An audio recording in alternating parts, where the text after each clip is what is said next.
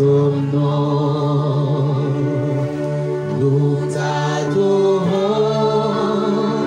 tu es si grand, Dieu puissant, Alléluia, sainteté à ton nom, ta domination durera toujours. Adonai,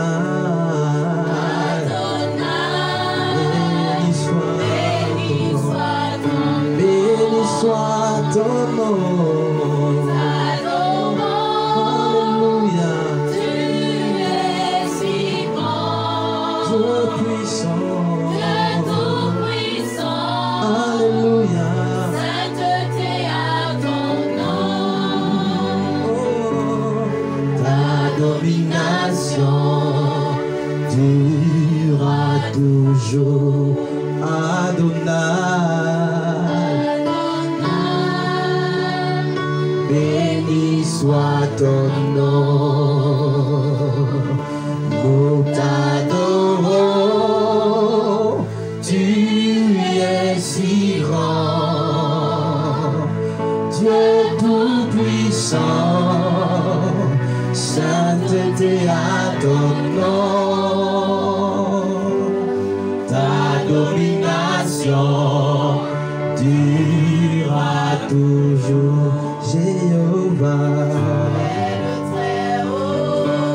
Jéhovah, Jéhovah,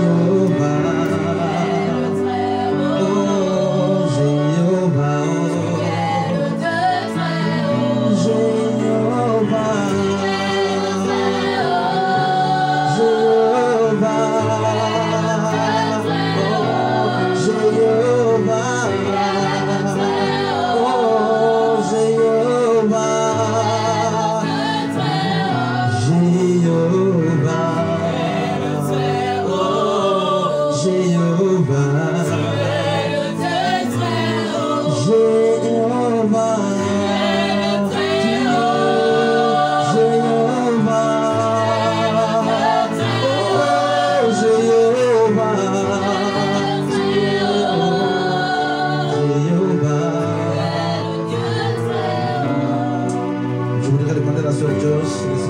sa voix et de clôturer l'espace de première partie, mais aussi de nous recommander, n'est-ce pas, dans les mains du Seigneur, recommander la suite de ces instants très bien de Dieu. Prier aussi pour que Dieu ouvre, n'est-ce pas, notre entendement spirituel, de sorte que la parole que nous entendrons, n'est-ce pas, ne sorte point de la sordience et de sa voix.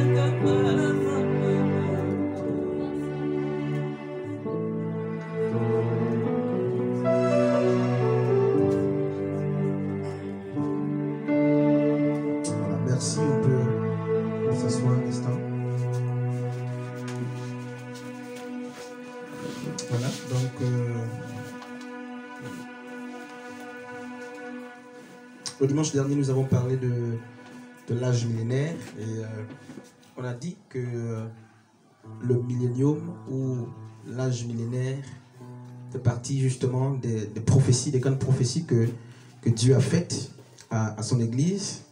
Et parmi justement les nombreuses promesses que nous attendons, il y a, ou du moins il figure, n'est-ce pas, la question de l'enlèvement, la question des noces de l'agneau. Nous attendons, n'est-ce pas, le jugement du grand trône blanc. Nous attendons aussi, n'est-ce pas, l'instauration du millénium. Nous attendons que l'ennemi soit, n'est-ce pas, emprisonné. Donc il y a beaucoup de promesses que Dieu nous a faites qui ne se sont pas encore accomplis jusqu'à ce jour. Il y a certes beaucoup qui se sont déjà accomplis, mais beaucoup d'autres promesses, n'est-ce pas, sont en cours. Et nous avons la dernière fois pris, n'est-ce pas, pour appui Daniel chapitre 2, nous avons pris le Daniel chapitre 9, et même Daniel 7 aussi, nous avons compris, n'est-ce pas, que même, n'est-ce pas, Nebuchadnezzar avait reçu de Dieu, n'est-ce pas, qu'il y aura au temps convenable un 5e royaume qui ne passera jamais. Et nous avons compris que ce royaume était, n'est-ce pas, le royaume messianique, le royaume davidique, le royaume, n'est-ce pas, de Christ, qui était représenté par la petite pierre qui, mes amis dans le Seigneur, était descendue du ciel sans, n'est-ce pas, le concours d'aucune main. Et donc, nous allons poursuivre aujourd'hui avec, n'est-ce pas, une autre thématique, mais qui s'inscrit toujours, n'est-ce pas, dans le contexte de la fin de temps. Nous sommes vraiment en train d'aborder quelques thématiques en rapport avec la fin de temps. Et nous avons commencé par le derrière et nous allons, n'est-ce pas, au fur et à mesure, remonter. Donc, nous avons aussi, n'est-ce pas, le dimanche dernier, dit qu'il y a au moins 4 doctrines sur, n'est-ce pas, le millénium. Il y a, n'est-ce pas, les millénarismes, n'est-ce pas. Le millénarisme est une doctrine qui nous dit que nous sommes en train de vivre des enlèvements. Nous avons, n'est-ce pas, que les prophéties du Seigneur s'accomplissent au même moment que le millénium est en train d'être vécu.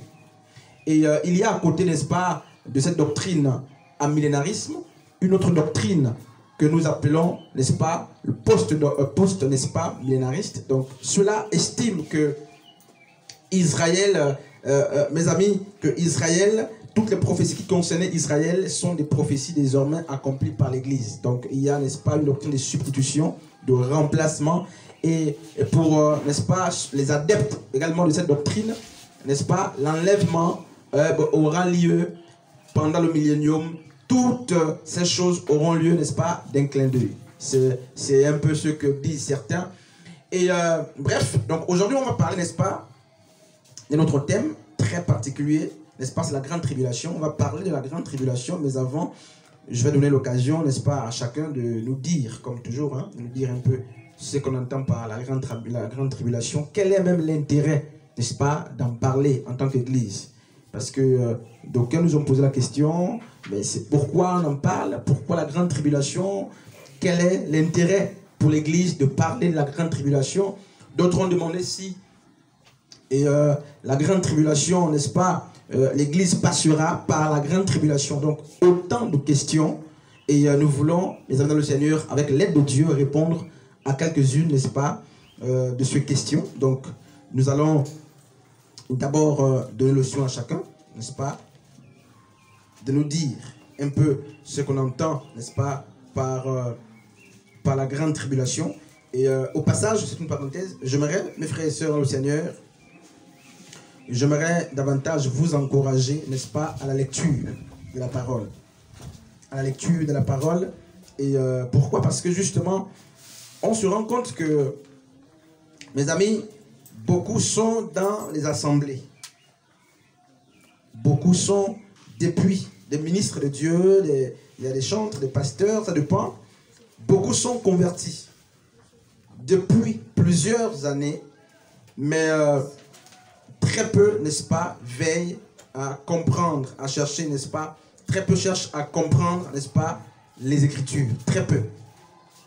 Et très souvent, nous aimons, mes amis, danser, nous aimons sauter, nous aimons jeûner, prier, ces choses sont bonnes, mais au-delà de cela, vous devez, ou du moins nous devons connaître les Écritures. Parce qu'on ne peut pas défendre la sainte doctrine, on ne peut pas avoir une position si on ne connaît pas la doctrine de Christ. Et Paul a dit dans 1 Timothée chapitre 3, à partir du verset 15, là-bas, il dit « Toute Écriture est inspirée de Dieu, utile pour convaincre, pour enseigner, pour corriger, n'est-ce pas ?» Et donc, mes amis, pour convaincre, nous devons connaître les Écritures. Et si on ne connaît pas, mes amis, ça va être très, très difficile pour nous, très difficile.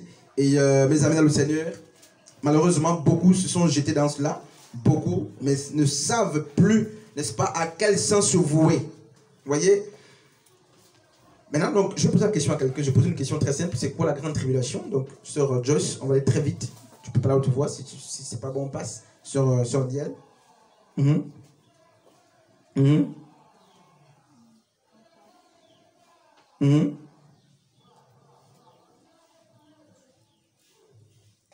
Oui.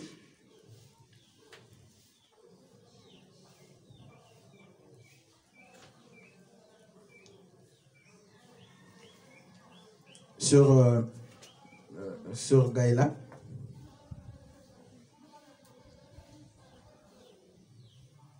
Mhm. Sur Warel, la grande tribulation. Moi, je peux dire que la grande tribulation, Oui, la grande tribulation. ce sera un moment qui sera très dur, Mhm. où on va vivre des choses très graves, où, comme dit selon l'Apocalypse, ce sera un moment où la bête va régner, Mhm. où on sera, je peux dire ça comme obligé. En fait, on va nous soumettre à certains désirs de la bête. Mhm. En un mot, je peux dire que la grande tribulation sera un moment où le Seigneur fera aussi son tri. Où il va trier aussi ceux qui le servent réellement et ceux qui ne le servent pas réellement. Ok. Ça, il y a la grande tribulation.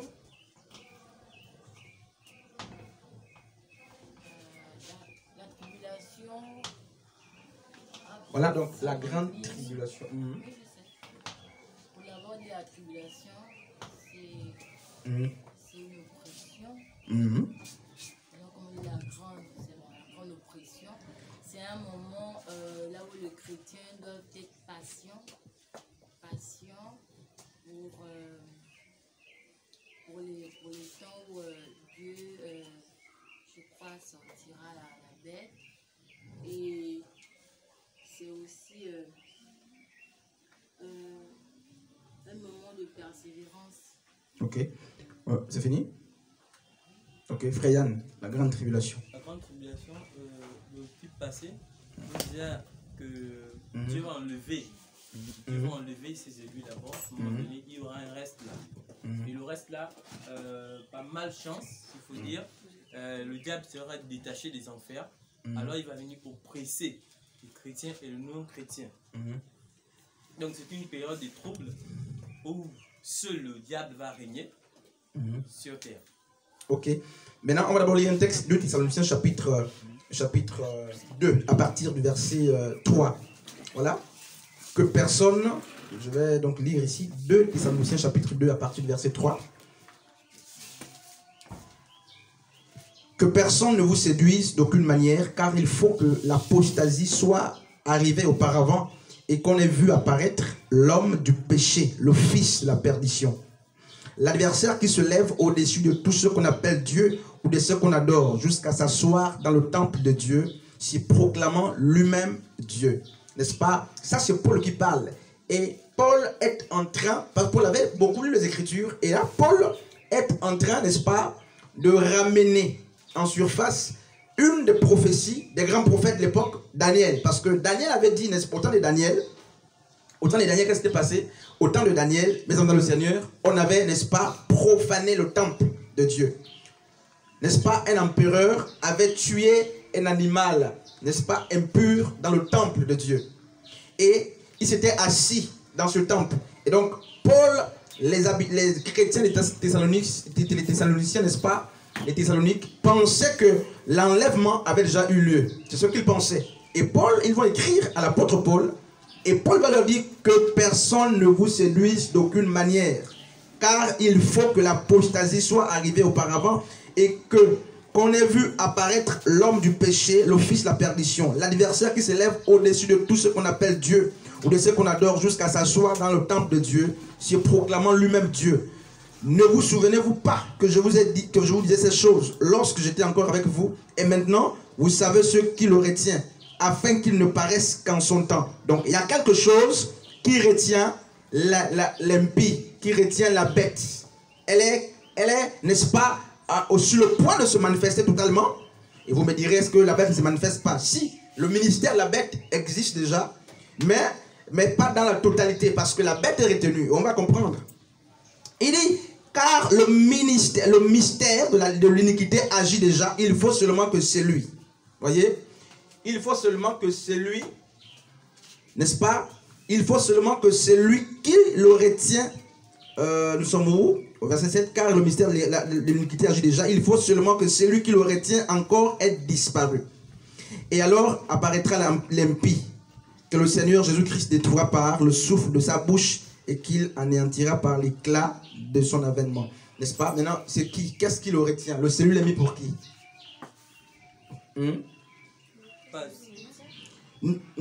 Et maintenant, vous savez ce qui le retient. Ce qui le retient. Donc, il y a ceux qui le retient et il y a celui qui le retient. C'est ce que 2 Thessaloniciens chapitre 2 nous dit. Et maintenant, vous savez ce qui le retient, afin qu'il ne paraisse qu'en son temps, car le mystère de l'iniquité déjà, il faut seulement que c'est lui. Donc, il y a le ce qui est mis et il y a celui qui est mis. Maintenant, qu'est-ce qui retient, n'est-ce pas, l'apparition de la bête? La bête est enfermée dans la cage des enfers. Et la seule personne qui détient la clé, c'est celui, donc Jésus. Il va descendre dans toute la gloire, il va aller dans les enfers, détacher la bête. Ok. Ok, Paul dit qu'il y a celui qui le retient et il y a ceux qui le retient. C'est deux choses très différentes ici. Exactement. Mais il parle de quoi? Paul dit il y a celui qui le retient et il y a ceux qui le retient. Je vais lire. Et maintenant, verset 6. Vous savez ce qui le retient. D'abord, sur verset 6. Afin qu'il ne paraisse qu'en son temps, car le mystère de l'iniquité agit déjà, il faut seulement que celui qui le retient encore ait disparu. Bon, déjà, celui-là, on peut comprendre un peu. Celui qui le retient, c'est le Seigneur qui le retient. Et ceux qui le retiennent, je peux dire, comme le frère a dit, il est enchaîné dans une cage. La cage le retient aussi. Voilà, mais en fait, oui. Moi, je peux revenir. Oui. Sur celui-là, je vais dire c'est le Christ. Ok, c'est lui qui le retient. Voilà, c'est Christ. Maintenant, après, je peux dire l'épouse et les chrétiens, en fait. Ok.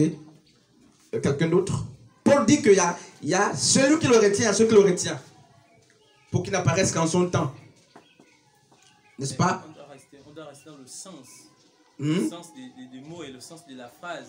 Donc, il a énuméré ce qui le détient en son temps. Donc, ça veut dire qu'il a enchaîné. Il a enchaîné pour être détaché au moment venu. Alors, qui le détient? Qui va le déchaîner? Celui qui le détient. C'est Dieu, comme elle a dit, Christ, Jésus, etc.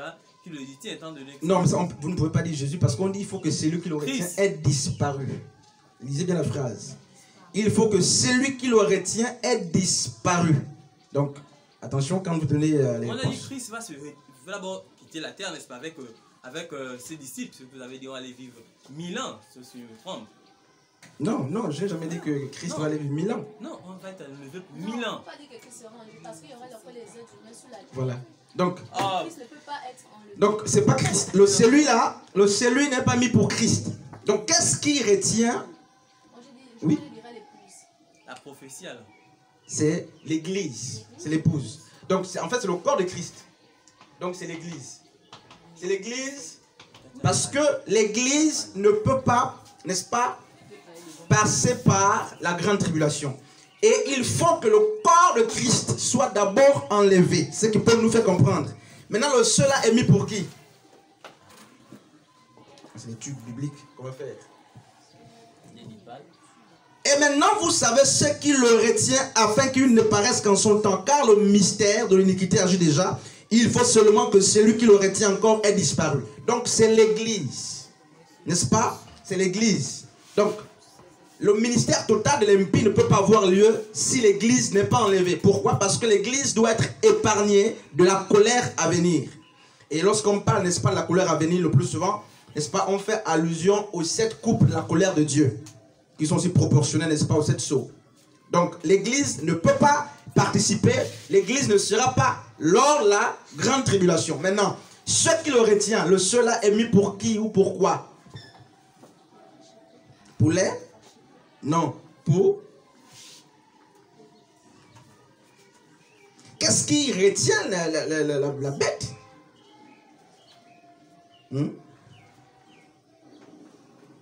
Oui, sur là. On ne peut pas avancer. Quoi. Oui? C'est la puissance du Saint-Esprit.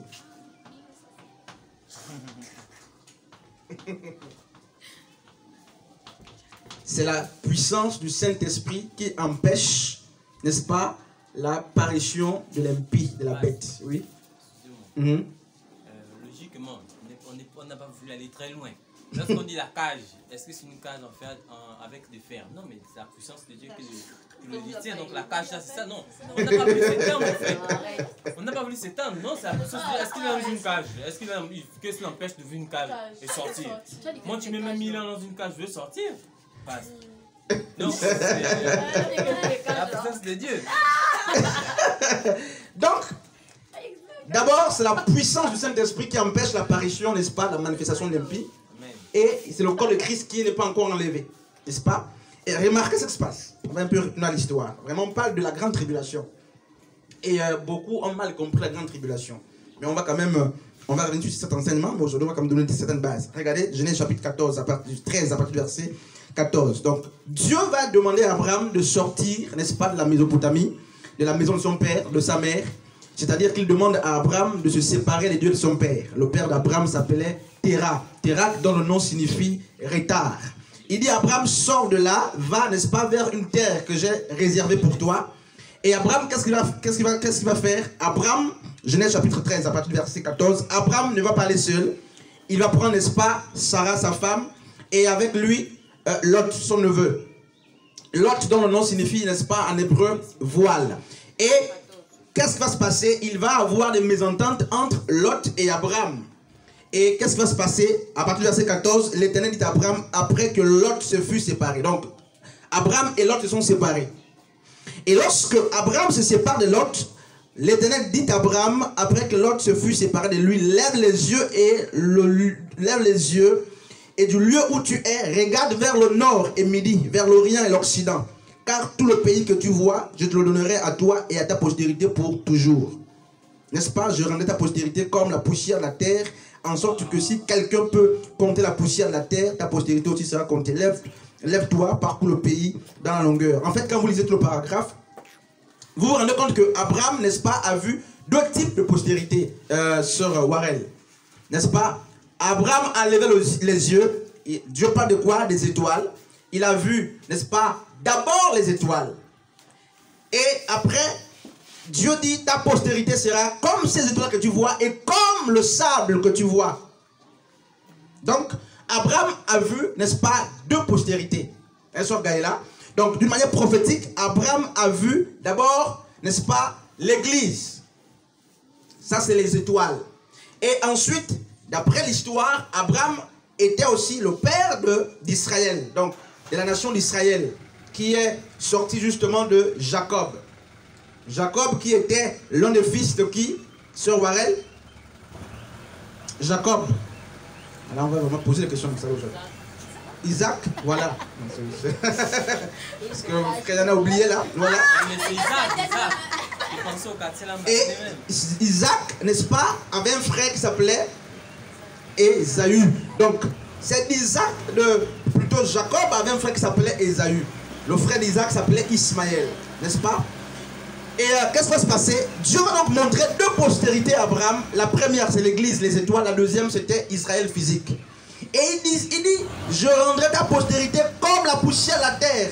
N'est-ce pas? Là, il parlait justement de tous ceux qui sont sortis de qui? De Jacob. Mais en fait, sur Warel, il y a une autre postérité qui est spirituelle, n'est-ce pas? D'une manière prophétique, il s'agit de Christ. Parce que Christ est, n'est-ce pas, le fils de l'homme, n'est-ce pas, la femme. Et la femme en question, c'est Israël, c'est la nation d'Israël. N'est-ce pas? Et qu'est-ce qui va se passer? Ce peuple va donc aller où? Mes amis dans le Seigneur, va aller en Égypte. Parce qu'il faut rappeler que Israël, mes amis dans le Seigneur, par exemple Moïse, même si ça choque beaucoup, Moïse était, n'est-ce pas, hébreu de souche, mais noir. C'est un Africain. N'est-ce pas? Bien sûr, les Joseph sont les Africains.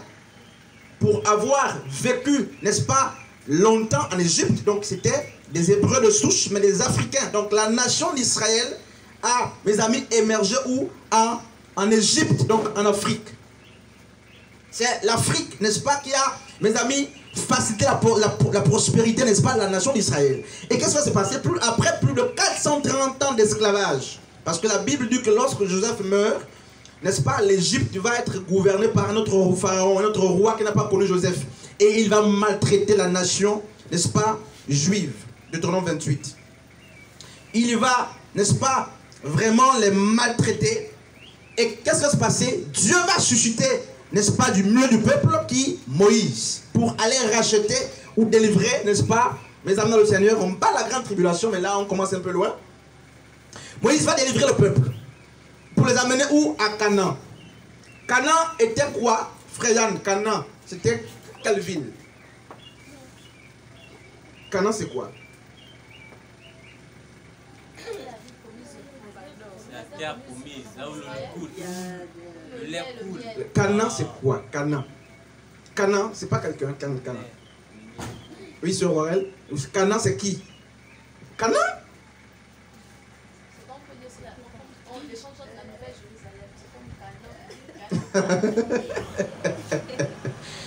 Ah, c'est grave, je vous dis. Hein. Canaan, c'est qui? C'est qui Canaan? Comment on va dire Canaan, c'est qui? Canaan, c'est un dieu, passe. Non, Canaan, c'est pas un dieu. Canaan était un descendant de Noé. C'est une personne physique.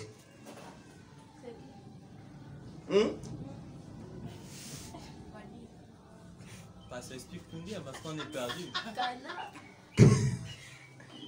Parmi les enfants de Noé. C'est un petit-fils de Noé, justement. Bien sûr, donc, l'un des petits-fils de Noé s'appelait Canaan. Et la ville Canaan, de Canaan en question, portait le nom de ce petit-fils de Noé. Or, Noé avait maudit qui? Un de ses fils. C'était qui? Pour l'avoir vu nu. Noé a bu. Il faut quand même lire. Il faut qu'on avance pour les écritures. Il faut qu'on avance là. Parce que là.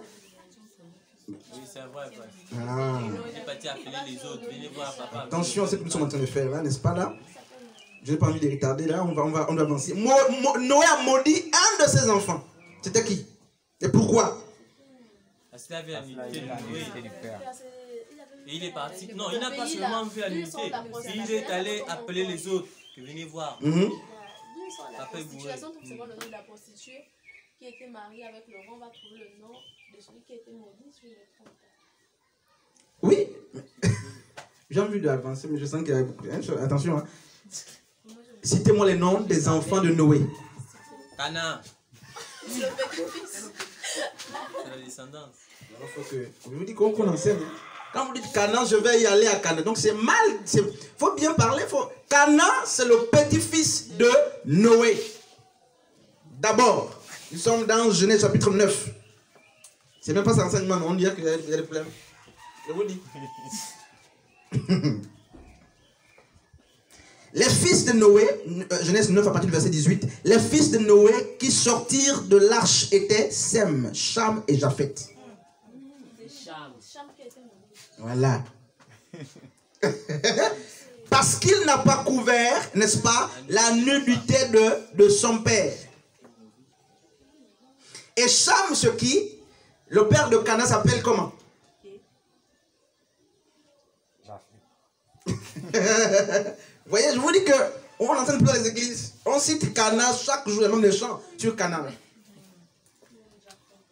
Le père de Canaan s'appelle Cham. Or, c'est Cham qui avait été maudit par Noé, son père. Parce que, n'est-ce pas, il n'a pas couvert la nudité du père. Ça veut dire quoi? Ça, c'est une parenthèse. En réalité, lorsque un père n'a foi, une mère, n'est-ce pas, est nue, nous n'avons pas à exposer sa nudité. C'est ça la prophétie. C'est en fait d'une manière prophétique. N'est-ce pas? Et Dieu va maudire Cham. Or, Canaan descend de Cham. Donc, automatiquement, Canaan est maudit. Mais bien sûr, Dieu a veillé sur les paroles de Noé. Noé a maudit et la malédiction, mais c'est accompli. Ça fait que, voilà pourquoi, mais les habitants de Cana étaient des prostituées. Jézabel descend justement de Cana également. Donc c'est parti de Jézabel, alors. bien sûr, Jézabel qui a épousé qui? Le roi qui? Non, attention à ce que vous faites là. Jézabel a épousé quel roi? Qui? Achab ou Akab. Je vous dis, c'est grave. C'est un bon frère. Il ne faut pas dire mon petit là, n'est-ce pas? Et, pour la petite histoire, Jézabel donc était vouée à quoi? La malédiction. D'après les mots de Noé. Et qu'est-ce qui s'est passé? Elle va tout faire pour échapper à la malédiction. Elle va devenir reine. Pour avoir épousé, n'est-ce pas, Akab, le roi Akab. Et c'est elle qui va pratiquement mettre fin au ministère d'Élie. C'est Jézabel. Élie a fui Jézabel. N'est-ce pas? Elle a tué Naboth. Parce que lorsque, c'est vraiment la parenthèse, il faut qu'on avance. Lorsque le roi Akab a convoité la vigne de Naboth, le seul héritage qui restait à Naboth, dans un roi là-bas, Naboth a refusé de céder, n'est-ce pas, sa vigne au roi Akab. Le roi Akab est rentré triste chez lui. Quand Jézabel est venue, elle a dit mon mari, parce que ses maris s'étaient mariés. Et là, comme j'ai une question là, si tu es marié, qu'est-ce qui se passe? Tu es triste, pourquoi? J'ai demandé la vigne de Naboth, il me l'a refusé. Alors, Jézabel a dit calme-toi, tu auras la vigne. Voilà, elle va mettre en place tous les moyens, on va tuer Naboth. Voilà Jézabel, je vous dis. Hein. Je vous dis. Je vous dis. Donc, voilà un peu la petite histoire. Et qu'est-ce qui se passe? Donc, Dieu promet quelle terre? Ce n'est pas une terre inconnue. Canaan était déjà habité par plus de 7 nations. Plus de 7